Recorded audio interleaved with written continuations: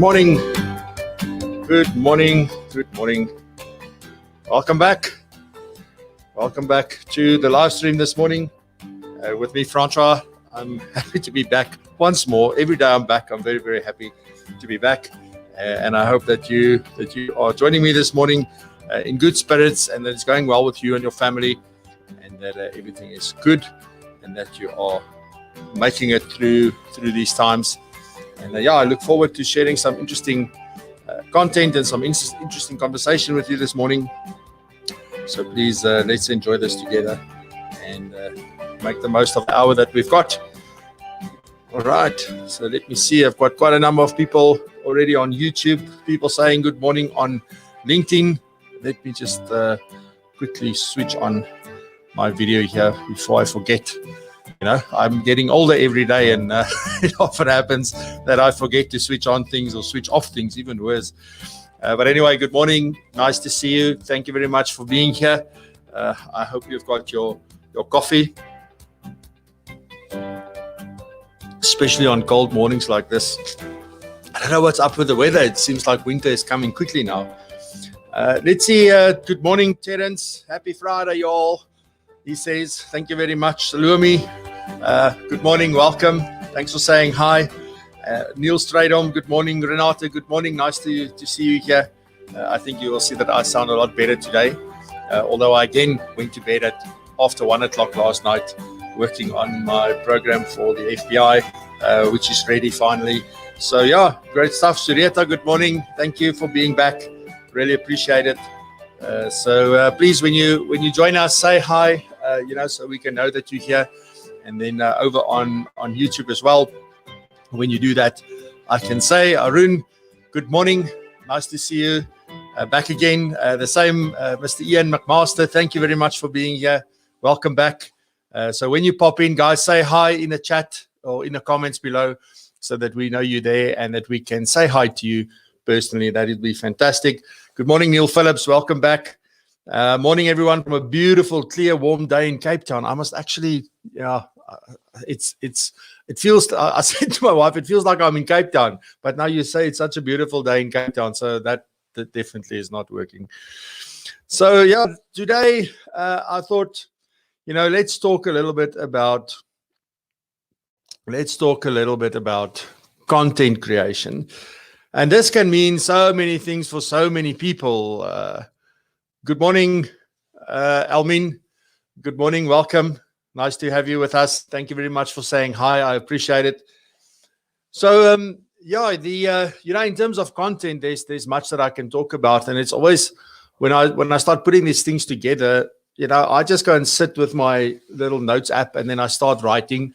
I just make, and I'm going to take you through that entire process actually of how I go about doing or creating content or coming up with ideas for content and things like that.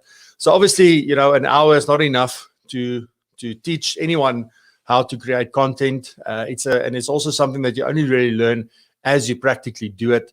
The more you do it, the better you get at it.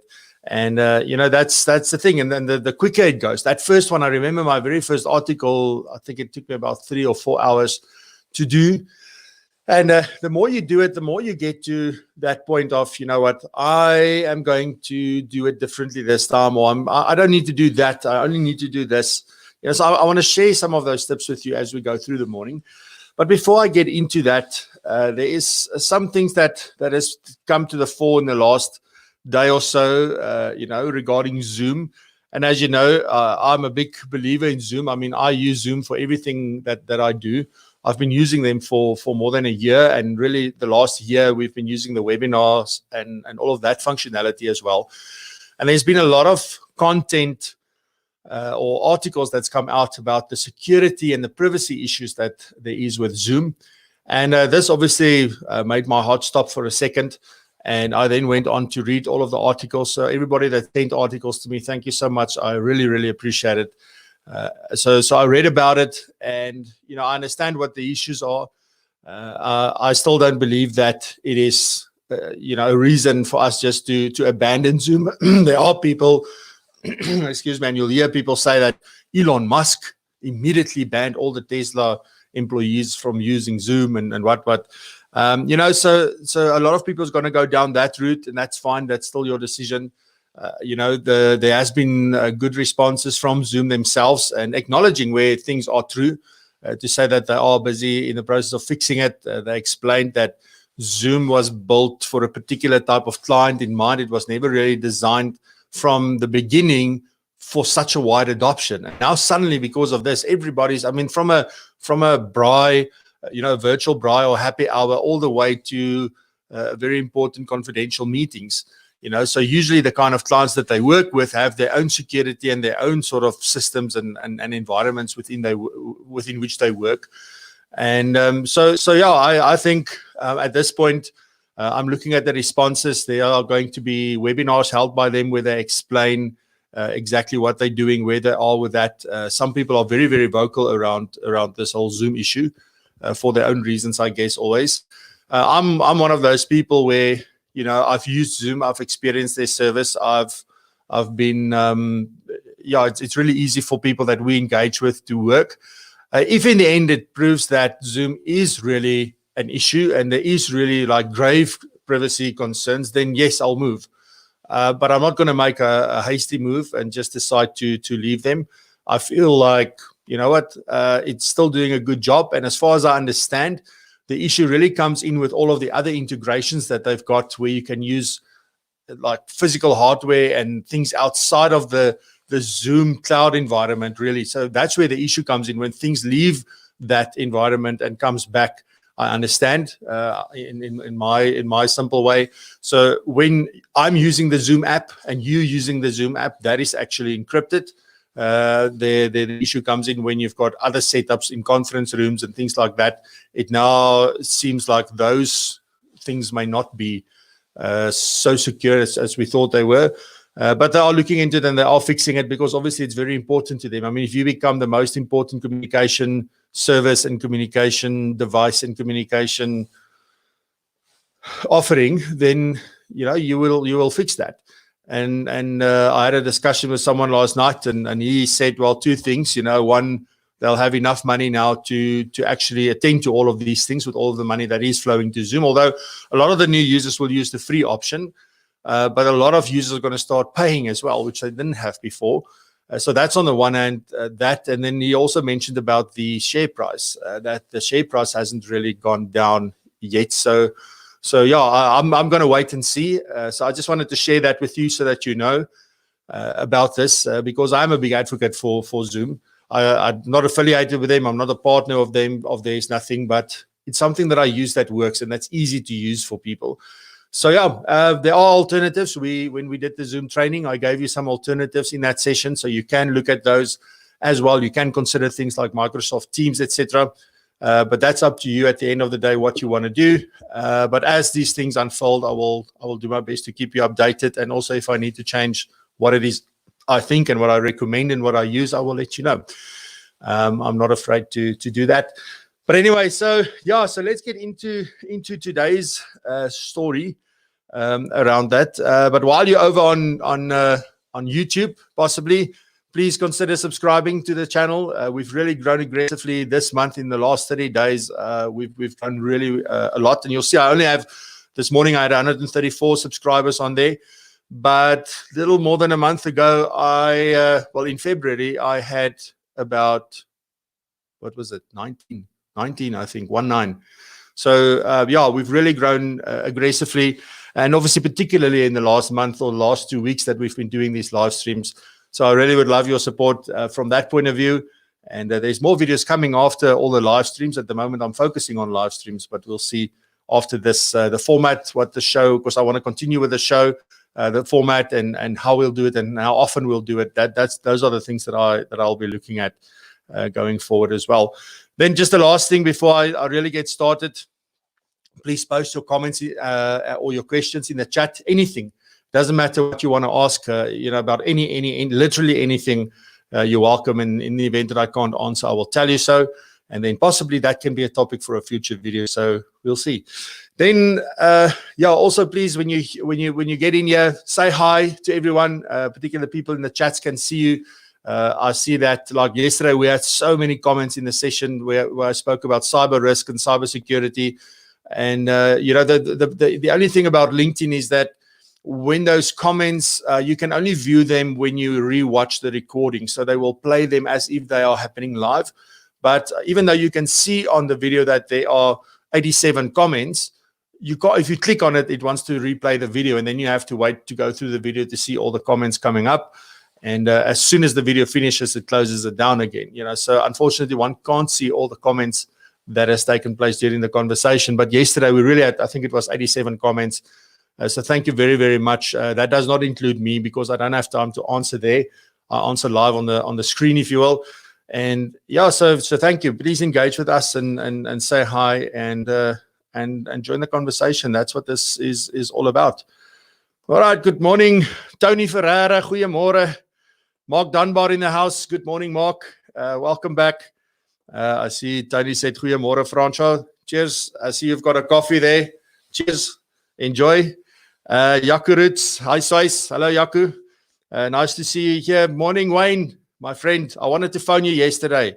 It was on the tip of my finger to press the button, and then, yeah, things happened. But I need to phone you. I need to speak to you. Alrighty, cool beans. Lekker.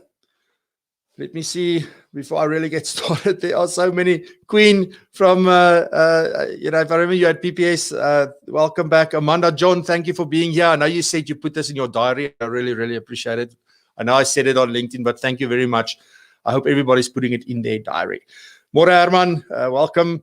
Susan, good morning. Google Meeting as good as Zoom, both wonderful services. Yes, because I saw they used to have Google Hangouts, and that has been done away with, or that first integrated into YouTube Live. That was an option under YouTube Live, and that fell away, and that's now been replaced with Google Meetings.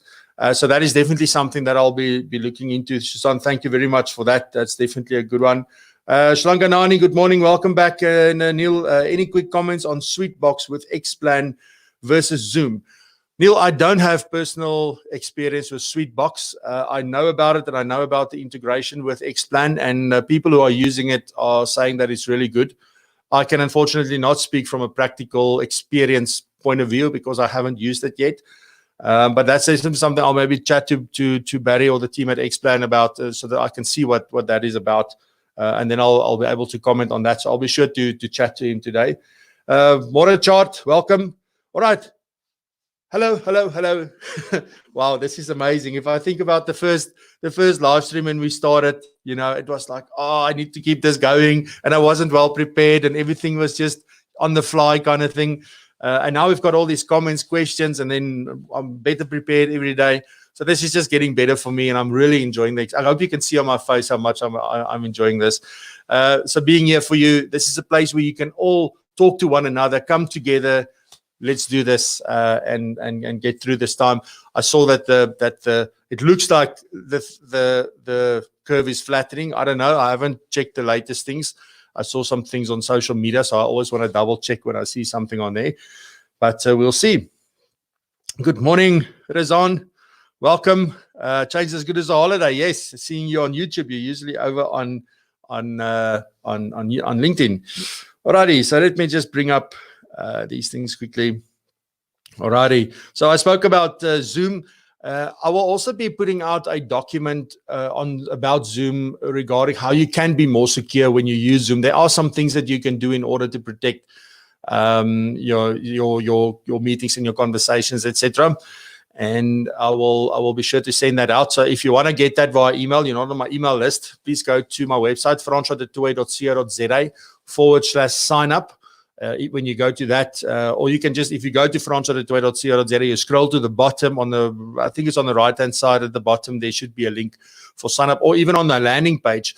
When you just scroll halfway down the landing page, so when you go to francois.toy.co.za, you get on the main page, the home page, scroll to the middle, there's a link that says join the VIP mailing list. You can click on that, and then you can just join the mailing list there, because I'll be emailing that out. It's also going to be a few steps that you can follow to be more secure with Zoom in any event.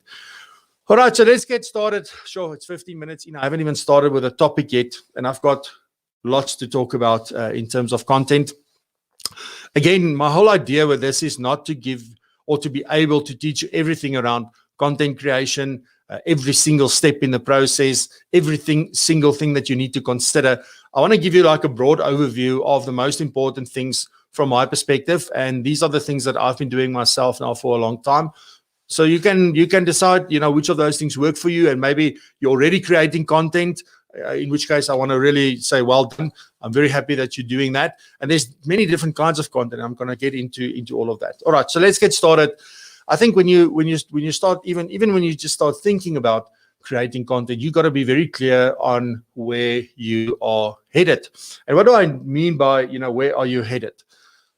And this is the simple, the why, the how, the who, the what kind of questions. I don't know. Those are very powerful questions to ask in any scenario with anything that you're busy doing. And you got to ask yourself, why create content in the first place? Because if there's no clear reason, no clear why about what are you trying to achieve, who are you trying to reach, those kind of things, if you don't have clarity around that, then you're not going to create great content. And this is all about creating content that impacts in a positive, in a good way. That is what we want to do. Whatever content it is you're creating, it's got to have meaning. It's got to be speaking to somebody specific, and it's got to have an impact. And in other words, there's got to be an outcome that we need to get to. So you've got to be clear on who it is that you actually want to reach. And I see this so often on LinkedIn where advisors are creating content for other advisors. And then I sit back and I think, look, it's great information. Don't get me wrong. It's fantastic information. It's insightful. It's really, really interesting stuff. But then I'm thinking, so I wonder how much time this person spent on creating the content. How much work went into that, maybe research. Sometimes we can just write stuff, but other times we've got to go research things before we say anything. And then you write it for other advisors. Why? If the why is because I want to, for instance, I'm just giving some examples. Is it because you want to help elevate, sort of what we do to a professional level, or you want to enhance the professionalism of what we are doing? If that's your intention, great. If you want to be seen as a thought leader in this, then great. Then that is maybe an audience to write for. But if you are looking for clients, and if you're looking to build your personal brand, and if you're looking to be seen as an expert by the people that you want to do business with, then I won't be writing content for other advisors. I mean, that's like me writing content for other trainers and learning and development people. That's great. I could do that because that's still within the learning sphere, if you will. But that's not really where I'm going to have the most impact. Where I'm going to have the most impact is by writing things for my target audience, which is you. So when I create content like this show or my podcast or other videos or my articles or my newsletters or my emails and whatever, it's got to be of value to you. Because think about it, when you get an email and it doesn't seem to be of value to you, you're not going to open it. Whether I send you a WhatsApp or whether I phone you, it doesn't matter. When you decide if you're going to take my call, is this going to be valuable to me? Is it going to be worth my time? And then you decide whether you're going to do that or not. So we've got to be very intentional about, when we create content, about who we're creating that content for, and then why we're creating that content. What is it that we're looking for to achieve? Then the other important part is, how do you plan to reach them? Because creating the content is one thing. The other thing is getting it to the people who you want to see that content that you've been creating. Where are they? What is the best way to send it to them? How will we reach them? In what format do they like to consume their content? So those are all things that I'm going to get into as we go through. And then I think a very important question, and this is maybe one of the things that hold a lot of people back, is what do you need to do this? Often, all you need is a pen and paper. You don't need much. But we think, oh, no, I want to make a video, but now I don't have cameras, I don't have lighting, I don't have a nice background, I don't have a microphone. All those kind of things are then like, but do you really need those things? And when you start creating content, you've got to focus on what is, there's the saying that I saw once that said, I don't know who said it. It's obviously somebody that's well known, but you do what you can with what you've got where you are. is basically the bottom line of that saying. And we just sometimes need to sit back and just think about, what do I have that I can use right now? And often you only need a pen and paper. I mean, if push comes to shove, you can write with your finger in the sand as well. But just hope that the wind don't blow. But anyway, so that's going off the point a little bit. What do you need to do this? So I need a plan, maybe. I need to be clear on who it is I want to reach and how I want to reach them. Then I need maybe the physical things to be able to do what I do, or maybe I need expertise from outside to help me do what it is that I want to do. But the most important thing that you and I need to realize today, and if we haven't realized it yet, this is the perfect time to realize this, is that you are nothing more than a media company as well.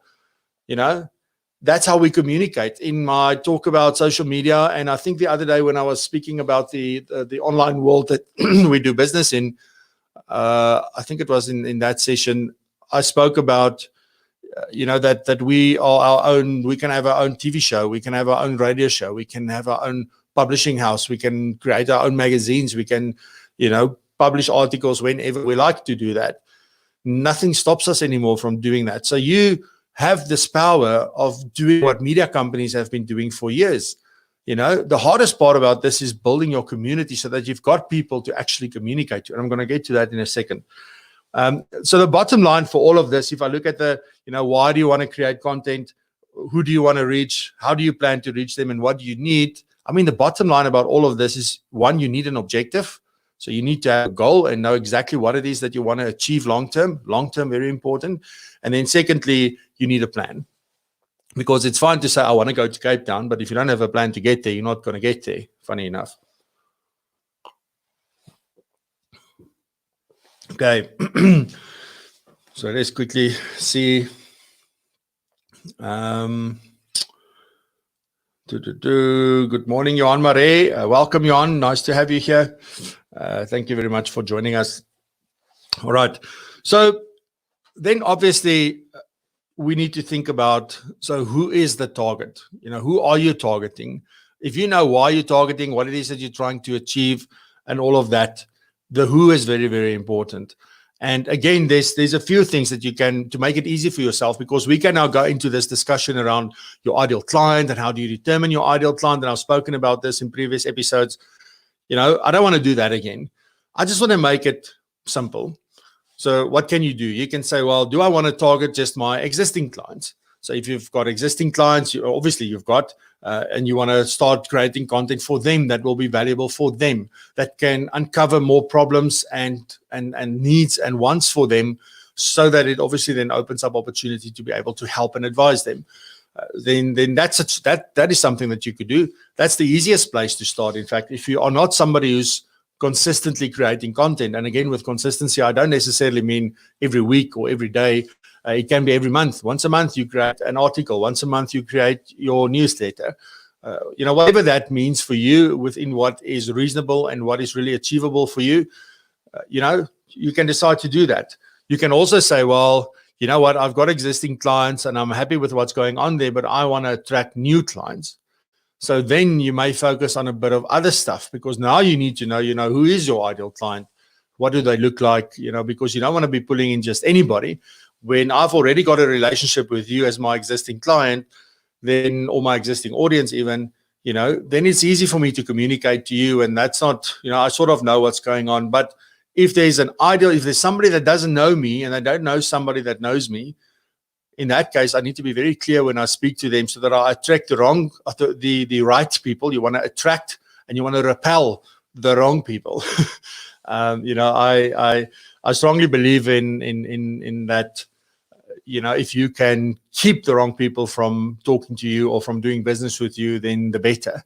But often, when we are in situations like now where you're really hard up, and I say that with respect, one can be very much in a position of need. You can come from a place of you really, really need this deal because you really need to pay your bond this month, and business is now very few and far between.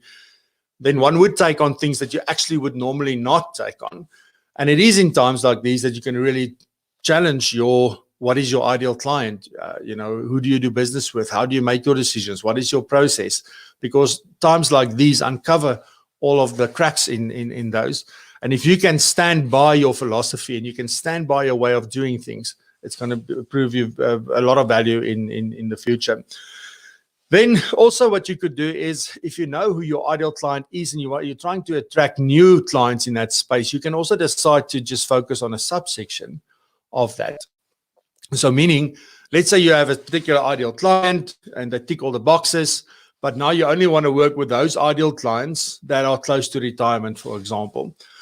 Then you would only focus on that, because remember, your ideal client could be a broader age range. So it's not necessarily always that it will only be people that are close to retirement. Some people will define it that narrow to say, well, we only work with people that are about to retire or that are already retired. And that is obviously then within your ideal client range. But even there, you can decide, you know what, we want to focus on people who are retired but still working or doing something on the side. So you can always have a subsection of whatever your ideal client is, and you can focus on those in order to give them content and value and speak to them, because there is an objective of something that you're trying to achieve with them, and sometimes that objective can just be, I just want to add value. I just want to cement the relationship. I just want to take the relationship and the trust to the next level. I just want to demonstrate my expertise. It doesn't always have to result in business right now. Because the funny thing is, by doing that and by speaking to that client in that way, other people are seeing what you're doing, and you're already building brand and trust and expertise and positioning yourself as that expert with those people, even if you're not talking to them. That is the funny thing that happens with this. The last option, obviously, in terms of this, is that you could also decide to focus on your industry peers, create content that speaks to them to help them, etc. But again, just be clear on your goal. So all of these things, who the target is, should align with the goal that you are trying to achieve. All right. Just people saying hi to one another in the chat. That's fantastic. Thanks, guys. All righty. So the next one, I didn't put this up on the screen. Who is the target? I'm sorry. I get so excited when I speak about these things that I forget to switch on. This is what happens when you produce your own show, you present your own show, and you handle the lights and the sound and everything all at once. It's fun. It is a lot of fun. All right. So then the next question is, well, what kind of content then? And this is really where I think a lot of people struggle as well. Maybe you know why you want to do it, what you're trying to achieve, who you want to do it for. But now the kind of content that you need to create is a bit more difficult to decide on. And there's obviously a whole host of things that one needs to consider around this. So I'm just going to focus on the kind of content for now. I'll get into more of a process a little bit later of what are the steps that you could follow in order to create content. How do you decide what you do with it, etc., the format that you do it in, and so forth.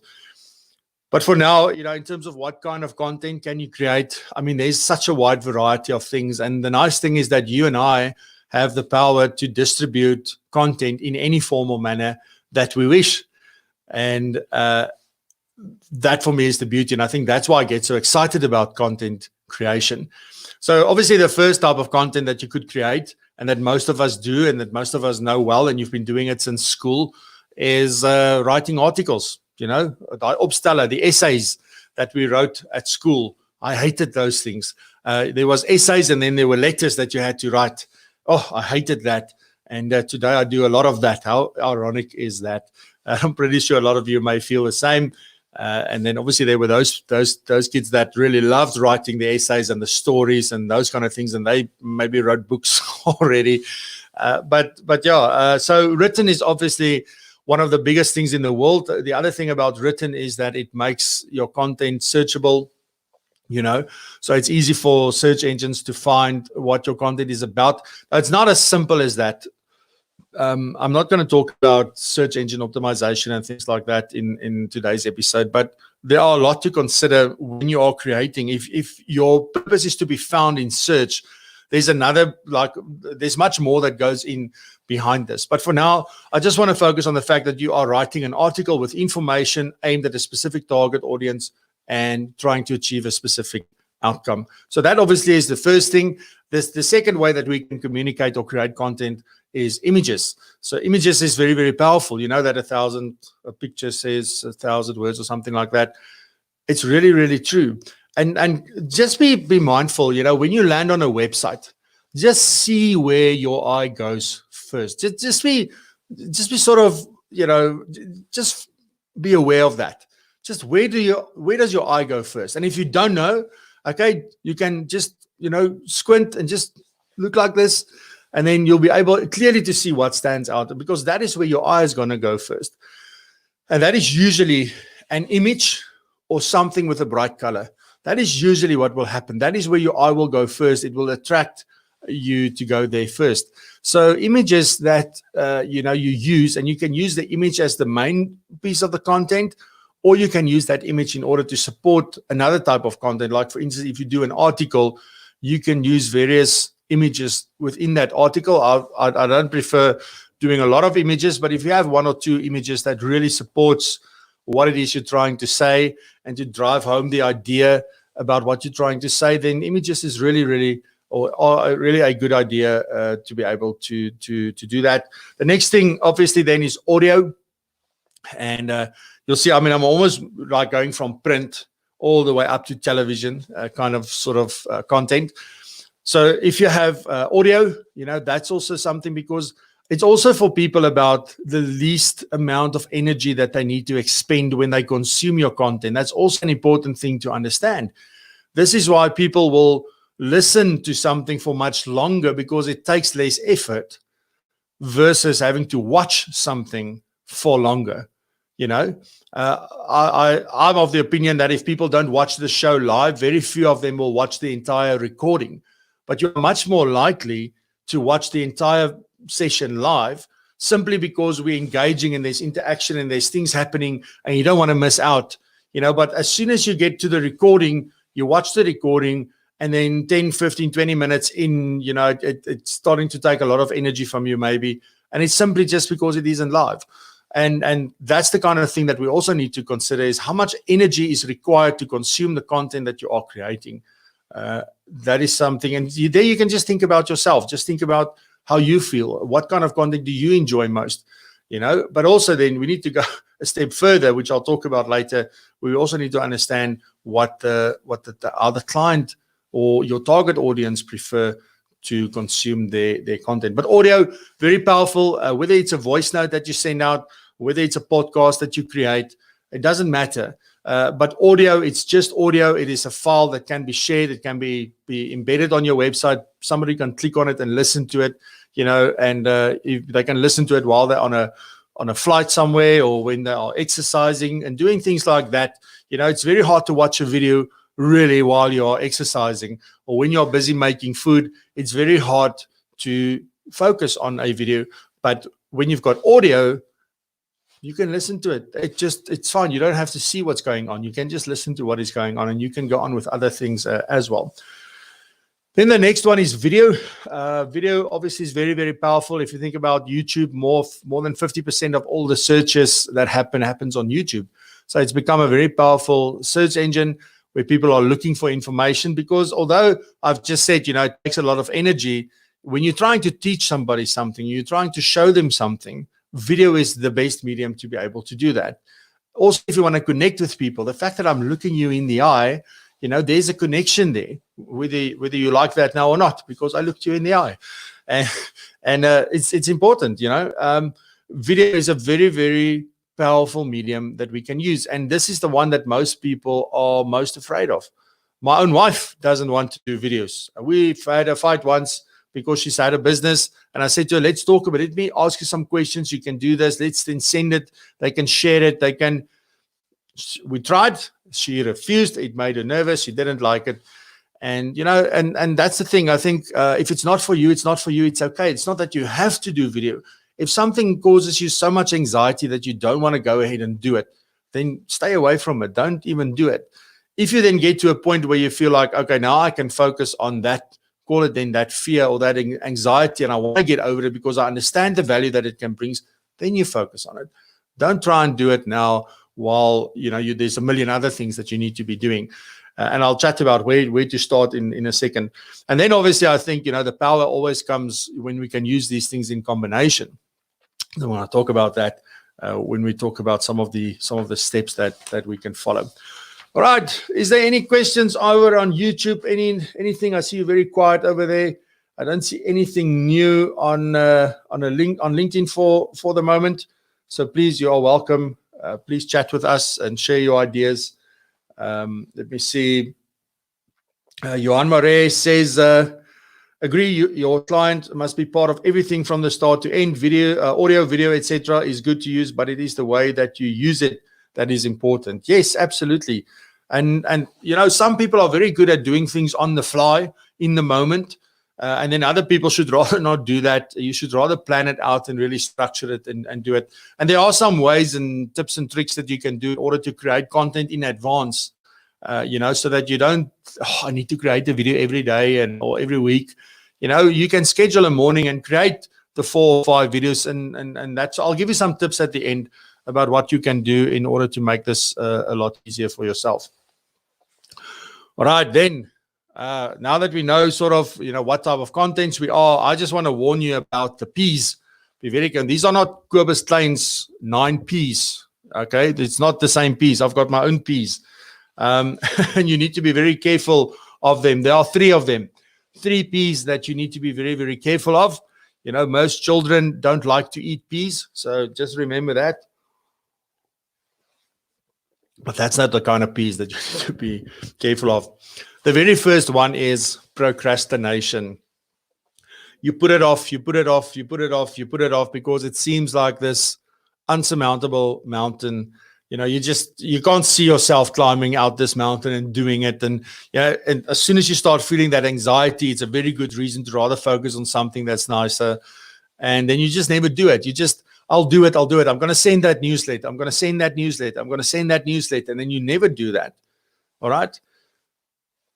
So be very careful, and it's okay if you procrastinate, but you must also be able to identify and acknowledge the fact that you are procrastinating. And then you need to go and see, well, what is causing me to procrastinate? Why am I not taking action? Why is there always something more important? Why am I always postponing creating this content that I've been wanting to do for a long time? So yeah, procrastination. And then procrastination has got a family member, something, they go hand in hand, they are like lovers in the sand or something, like, I don't know. But perfectionism is the other big cause of procrastination. It is also one of the things that causes a lot of fear, a lot of anxiety. And, if it's not right, I can't put it out. And I was like that, it needs to be fine. I would work on things for hours and hours and hours. And then at the end of the day, you leave it simply because it takes so much time. And it's because of the perfectionism side. So, when you think about perfectionism, it just means that you've got very high standards. You want things to be perfect. You are really in love with what it is that you do. You really care about what other people think and say about you. That's where perfectionism comes from. And that's great. Don't change that.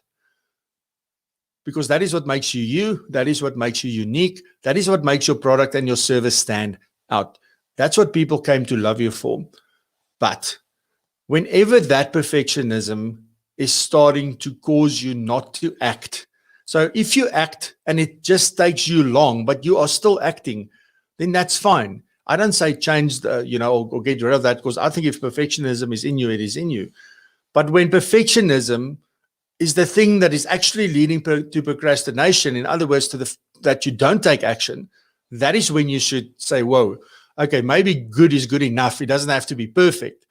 I always sort of look at it from that point of view. If you look at the amount of content that we put out and the great feedback that we get on that versus other people that hasn't done anything yet because it's not perfect. Maybe there's something in my background. Maybe there's something, the light wasn't perfect. Like my first few live streams and things, the light was terrible on my face. You should maybe have a good look if you can see me. At least now it's a lot better because we worked on it, and we get the feedback to say, yes, you're a little bit dark. We can't really see nice. then that's the thing. So then you work on that, and then it gets better and better and better and better. So launching something that is good, there's still a big difference between good and terrible. Okay, so you don't want to be on the bad and the terrible side of things, but if it's good enough, then get it out there, because how are you going to learn? You're never going to get something perfect without learning. So don't be afraid to put yourself out there in terms of that. So that's the first two P: procrastination and perfectionism. As I said, they love one another tremendously for some reason. And then the third one is people. Often, again this morning there was somebody on LinkedIn that I just unfollowed. I'm going to go disconnect with this person simply because of the things that's coming out of their mouths. And it's amazing, and it's fine. Everybody's entitled to their opinion and the way they want to say things, but I don't want to be associated with that specifically, with what that person is doing. And it's bad, because they on their profile they're doing multiple things, and they are in my target audience, but that's not the kind of person that I want to follow or share anything with or do anything like that. But that's on the one hand. The other side is there will be people that will be telling you, no, it's so much work, or it has to be perfect, or they will tell you whatever they come up with, but they give all these excuses. Oh no, I will never put myself out there. My privacy, So, and then you don't take any action because you're listening to other people. That's actually the point. Don't listen to other people. Or when you do, make sure that it's good advice. Make sure it's practical advice. Make sure that it's things that you can use and implement, and things that make sense to you. A lot of times we think like there's this holy grail and there's this perfect answer and this perfect process and everything. No, there isn't. There's what works for you and what's good for you, and whether you can connect with your audience in a way that they will say, wow, that is awesome. Thank you very much for that. I promise you, most people focus on the message. They don't focus on, are you like, now I'm sitting more or less in the middle of the thing. Normally you would have to sit, like if you split the camera into thirds, there's a way that you should position yourself in the camera, and how you position everything else. Hopefully you're looking at me and you're not busy looking at what's wrong. Is that a real plant, or is it a plastic plant? Is this really Iron Man, or is that something else? I don't know. So those are the things that don't listen to people. Those three things together will cause you not to do anything. And obviously not to do nothing is better than to do something and not do it right, most people think. But the problem is other people are out there, and other people are creating content, and other people are communicating to your client because they fall within their ideal client space. Just remember that. So are you going to sit back and watch and see how other people are talking to your people? And, over time, maybe they come and court them and off they go. So it's very important that we create this content. All right. The next one is going to be simple steps that you can follow to create impactful content. I just want to see quickly. I heard of bombs from my coach, short video clips that you can email or send by WhatsApp. Very interesting. Yes, awesome. Chart says, how do you make your content private on YouTube to only be accessible to your audience? No, so what you would do is, there obviously should be a reason behind that if you want to do that, because the way that you set up that video and everything on YouTube should just attract only people that should be interested in it, should be clicking on it. So there is a way to do that, but you can unlist the video so that nobody can find the video anywhere, and then you can embed it somewhere, let's say on your website behind a login or something where people have to log in order to see your content. So you can do that, or you can just unlist it. And the only way that you distribute that video is by sharing that link directly with your audience via your newsletter or WhatsApp or whatever way you want to do that. So that is typically what we do with Circulus Online, where we host all our lessons. So all our lessons are actually sitting on YouTube, but you can't find it anywhere. It's unlisted, and we embed it within the courses on our website, obviously, then behind the paywall. So that's a way to do it, Chart. So thanks. That's a great question. All right. We have got, let me just see, where are we? Yes, we've got 15 minutes left. So I'm very well on schedule today because I don't want to run over.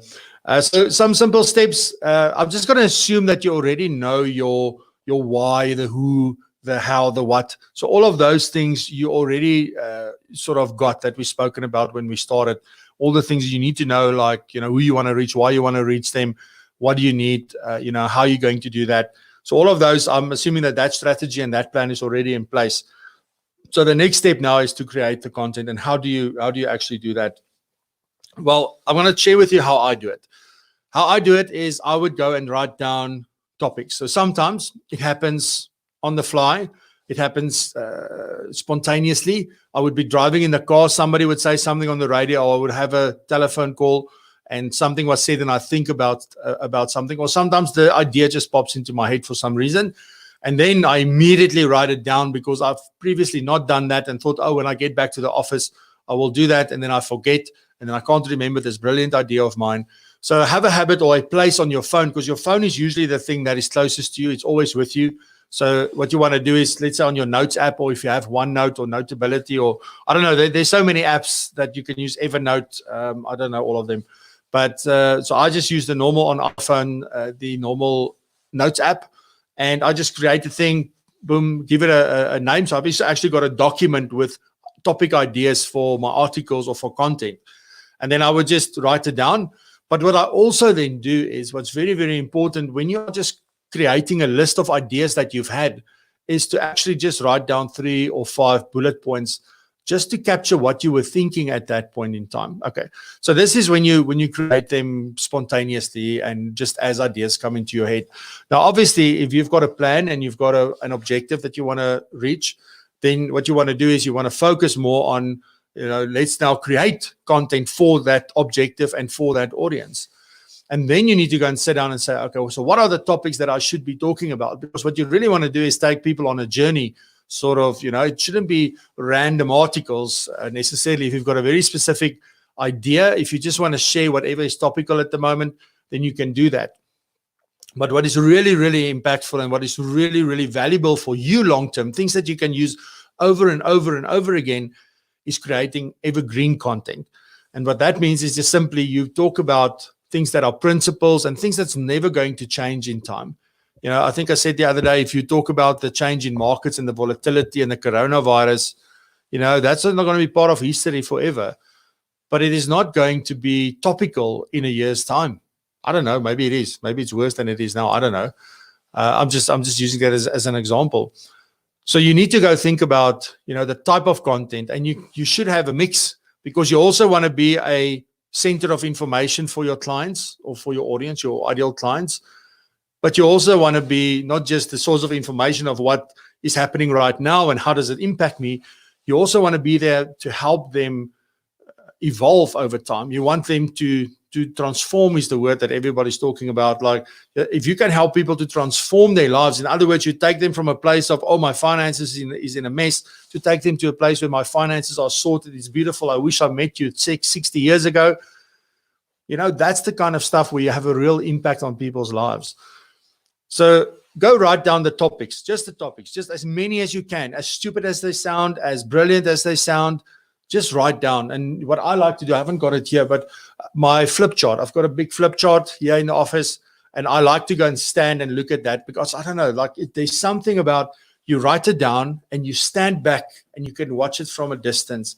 It's like everything is sort of coming together and certain things jump out at you, versus putting things on your phone or writing on a normal piece of paper. So if you can, Wynand, a friend of mine, he has this, I don't know what kind of paper it is. I've never seen it. I've only seen it at his office. But it's a big roll of paper that can roll out. He's got a big table there in his office, and he would roll it out and he starts writing on this thing. But it's this massive, long piece of paper. And the whole idea is that you can see as well what is going on. So that is something that's really, really great, and that works well. Then what you would do is, like, once you've got all these topics, you can start to sort of say, okay, which one sounds really good? And can you prioritize or sequence them in a certain way so that, when I spoke about this, then I can speak about this, and then I can speak about that, and there would be a link between these different pieces of content. So if you've got a series of articles, you would want them to follow a story. If you've got different sort of things, so there's different aspects that you want to address, it doesn't have to be a series of articles. It can be 3 standalone articles that you want to do. to help you achieve your objective, whatever that may be. But that is a way to go about that. Then you take, let's say, I would say when you're starting out with this, take one of those. And you say, okay, so what are the 3 to 5 things that I want to discuss that's going to drive my point home for this topic? What are the 3 to 5 things that I need to share in this article, this video, this whatever it is that you're creating in order to drive my message home and to help people, connect the dots then, if you will. I don't know how you connect dots like that, but you can also flick the switch, I guess. All right. So now what you've done is basically, one, you've got a topic for your first piece of content. You've got a little framework because you know what are the things that you want to discuss. And there's lots of things that we can bring into this, storytelling and all of those things, which is very powerful. But I just want to go, just don't overthink this. Just go topic.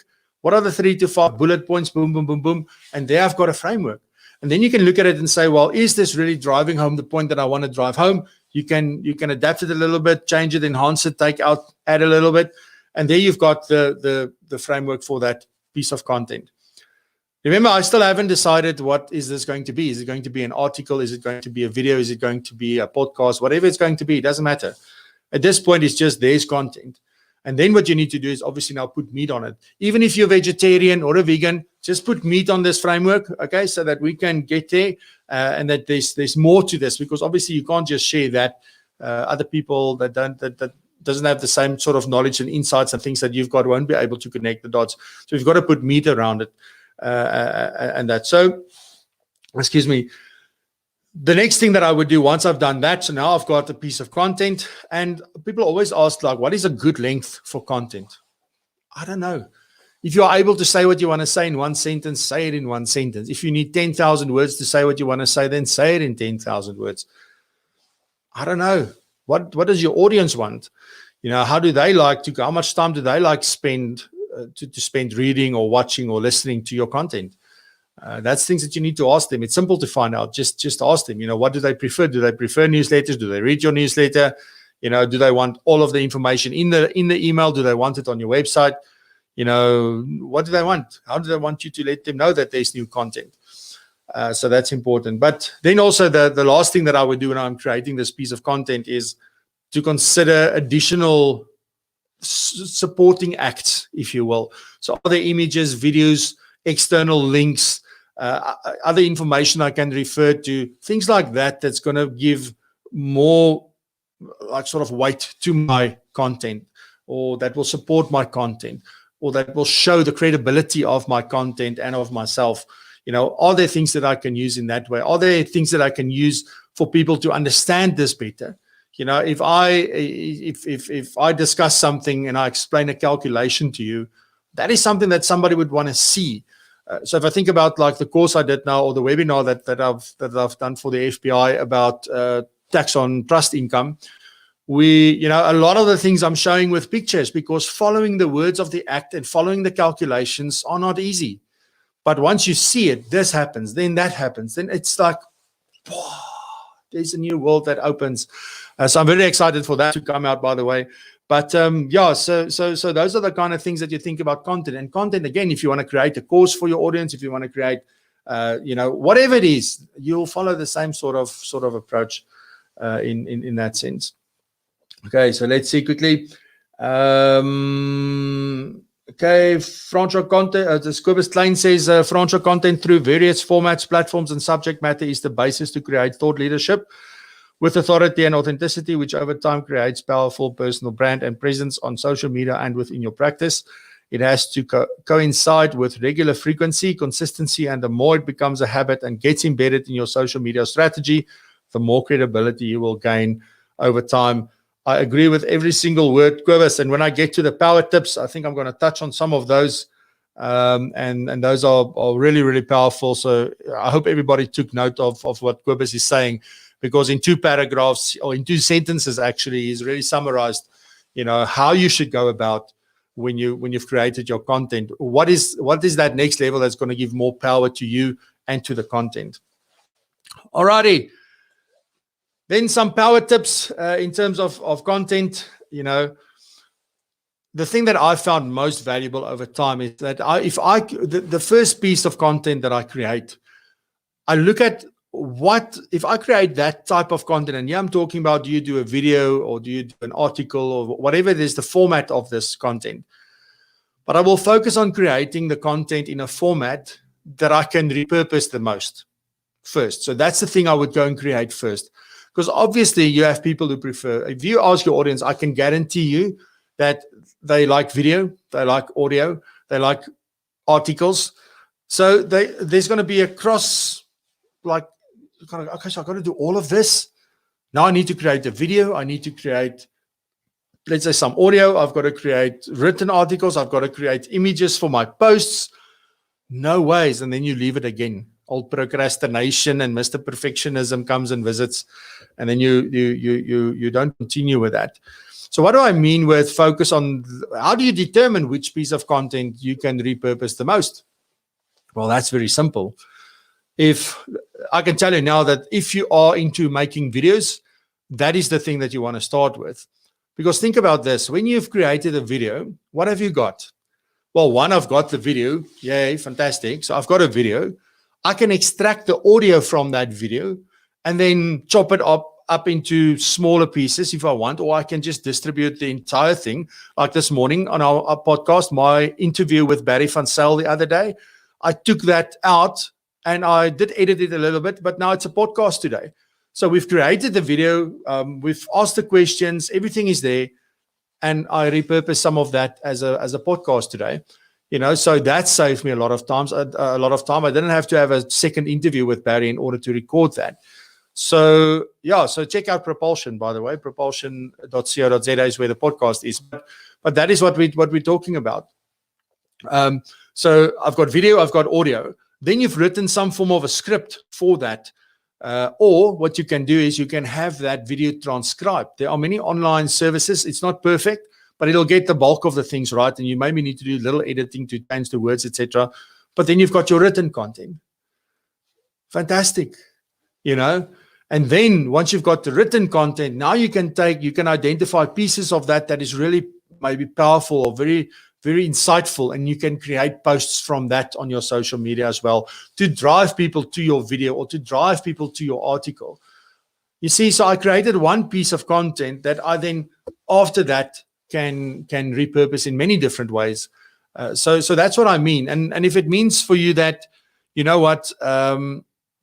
I'm going to create, I don't like doing video, I just want to write, then you start with the article, because from the article, you can again extract certain things.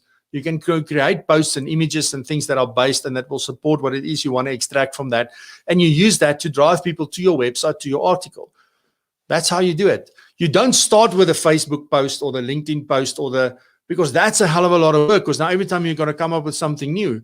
But if you've written an article like this session, if I really had the time, which I don't at the moment, if I had the time, I could just take whatever I'm talking about. I mean, I've got it here. So by the way, here are all the things that we're talking about today. I've got it here to go and create something from this for social media. I can have at least 7 posts, at least, from what we've done today. And it doesn't really cost me anything extra. And if you can use canva.com, for example, if you can use Canva, then it's very simple and easy if you've got to form a little bit of a template in order to create these posts. So very, very powerful if you do that. So that's my first step. Create the type of content that you can repurpose the most first. That's that. Then, obviously, if you don't like creating content, you can outsource it. So you can find people that does that. They will write articles for you. So you can tell them the concept, etc. They write the article and everything. Just make sure that it does represent you.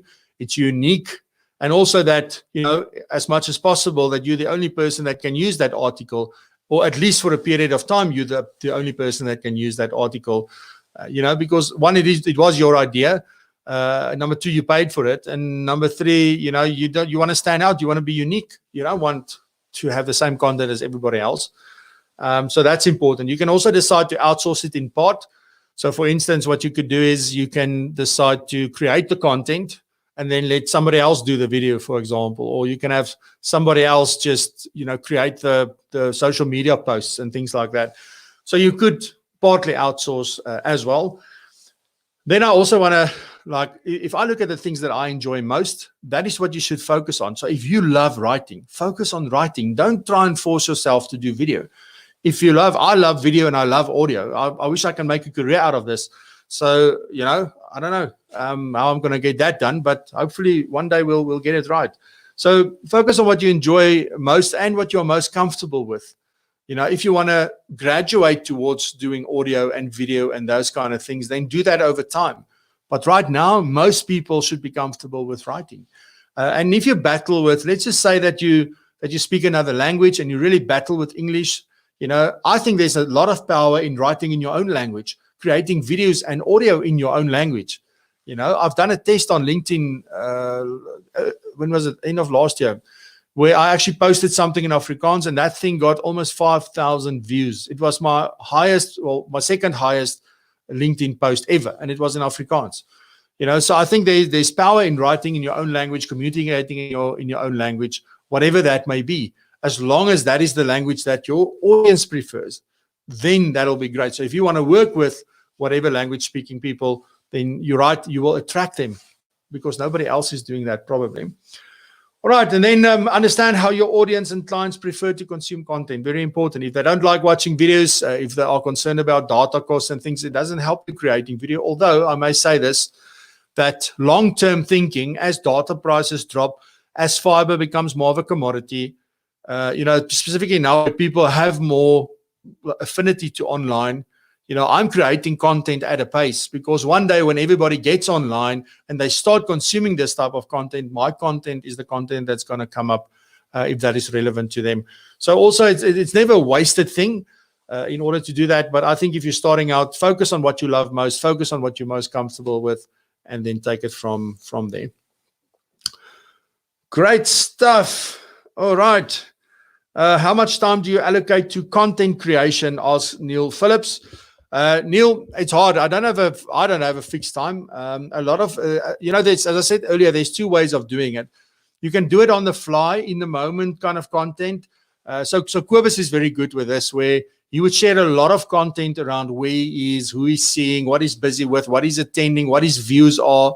So he's very, very good at that, and he's become very comfortable with creating images and things like that. You know, take a photo, take that photo and edit it on his phone and then get it off onto social media. So that is one strategy of how to do that. The other strategy would be to say, well, I mean, I think about, you know, there's people that write series of articles, for example, or they will post a series of videos, or I know some people that I work with that does quarterly updates, investment updates to their clients via video, etc. You know, and it depends on what works for you. What I would say is that you should book out a morning or a day, maybe one day a month. So if you're really clever about this, possibly two, depending on how much content you want to create. But let's say you take one day a month. And what I would do is maybe have 2 mornings. If I say one day, have 2 mornings, because you need to be fresh when you want to record or create your content. But one day, one morning I will take to just sit down and say, to do my plan and say, okay, what content? But let me just take one step back. You should actually have a content calendar, you know, for planning ahead for at least 6 months and know what you want to do. And then when it comes to the month in which you need to do it, you already know around what you want to create content. But then you take a morning to do all of the stuff that I just shared with you, like putting down the topics, the bullet points, you know, what is it, what you want to say, create the content. And then if you need to do the writing of the content itself, if you need to create the video, you need to record the podcast, in that sense, then I would do that in a morning. You can do 2, 3, or 4 videos or things like that. You know, at the moment, what we're doing now with Propulsion is we are scheduling, we're only doing recordings on the first Tuesday of every month. And people need to book for that if they want to be on the show. So we then communicate with them, they are booked. And I do 2 or 3 recordings. I do at most 3 recordings on a day, you know, but that's my day for recording podcast interviews, because now it's going to allow me to also get ahead of the game by doing that. So it's just doing it in bulk saves so much time. I think they refer to it as batching. So you batch creating content together. You don't try and create one piece of content at a time.